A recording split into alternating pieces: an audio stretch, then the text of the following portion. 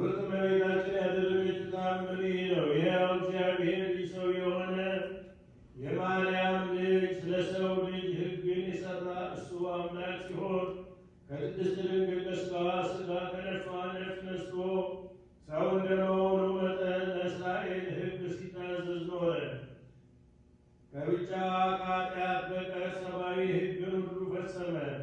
ከሁሉ ይልቅ ከመንፈስ ቅዱስ ልጅነት አግኝተን የምንድንበት ገንዘብ መልካሚቱን ጥምቀቱን መረጣት። እርሱ በቅዱስ ወንጌል ማንም ከውሃና ከመንፈስ ቅዱስ ያልተወለደ የእግዚአብሔርን መንግሥት ይወርስ አይቻልም ብሏልና። ስለዚህም ጌታችን ለእኛ አርአያ ይሆነን ዘንድ በነቢዩና በካህኑ በዘካርያስ ልጅ በመጥምቁ ዮሐንስ እጅ ተጠምቆ የጥምቀትን ሥርዓት አደረገልን። እንግዲህስ ከሆነ ከኦሪት እንደተጻፈ እንዲሁም ነቢዩ ኢሳይያስ ከኦሪት ቃል ጋር በመተባበር ስለ ወንድ ልጅና ስለ ሴት ልጅ ሥርዓተ ጥምቀት ሲናገር እነሆ ወንዶች ልጆችን በጫንቃቸው ተሸክመው ሴቶች ልጆቻቸውንም በክንዳቸው ታቅፈው ወደ አንቺ ያመጧቸዋል ብሎ እንደተናገረ ወንድ ልጅ በተወለደ በ40 ቀኑ ሴት ልጅ በተወለደች በ80 ቀን መጠመቅ ይገባቸዋል። ዳግመኛም ጌታችን ያመነ የተጠመቀ እሱ ይድናል ብሎ ተናግሯልና። አስቀድመን እንደተናገርነው ኢሳይያስ ይህን ትንቢት የተናገረላት ሲሆን ማለትም የክርስቲያን ልጆች ተጠምቀው የመንፈስ ቅዱስን ልጅ የሚያገኙባትና የክርስቶስ ቅዱስ ሥጋውን ክቡር ደሙን ተቀብለው ክብሩን የሚወርሱባት በክርስቶስ ክርስቲያን ተብለው የሚሰየሙባት ቅድስት ቤተ ክርስቲያን ናት። ወደ ቀደመው ነገራችን እንመለስና ጌታ ኢየሱስ ክርስቶስ በዮርዳኖስ ውሃ ያጠመቀ የዘላለም ልጅ ዮሐንስ የትሩፋቱ ዜና እንደዚህ ነው።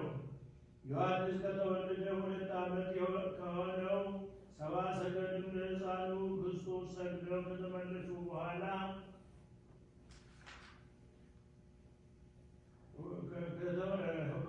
ሄሮድስ ሕፃናትን ሁሉ አስፈጀ።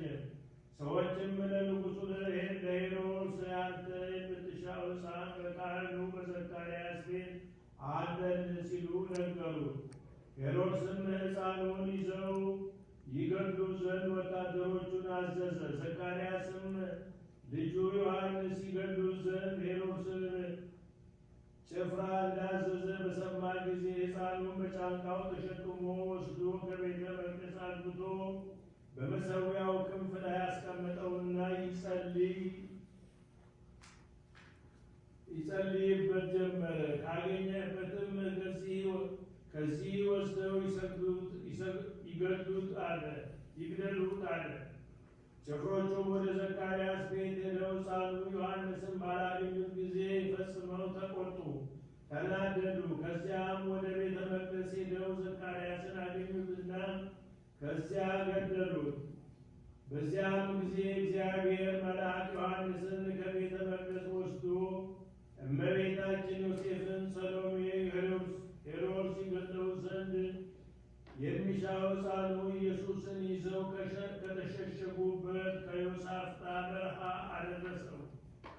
አምላክን የወለደች በድንጋሌ ሥጋ በድንጋሌ ነፍስ ላይ ክብርት እመቤታችንም ሕፃኑ ዮሐንስ ባየችው ጊዜ በመልአኩ እጅ ተቀብላ ስማ ታቅፋው ባረከችው። ከሕፃኑ ልጇ ጋር በሰላም አባባላቸው። መንፈስ ቅዱስም ያድርበት ዘንድ የልጃቸውን ቀኝ እጅ አንስታ በላዩ ላይ ጫነችበትና ባረከችው። ከዚህም በኋላ እመቤታችን መልአኩን ይህን ሕፃን ወስደን ዘቢጣ ከሚባል ገዳም አስቀምጠው ልጄ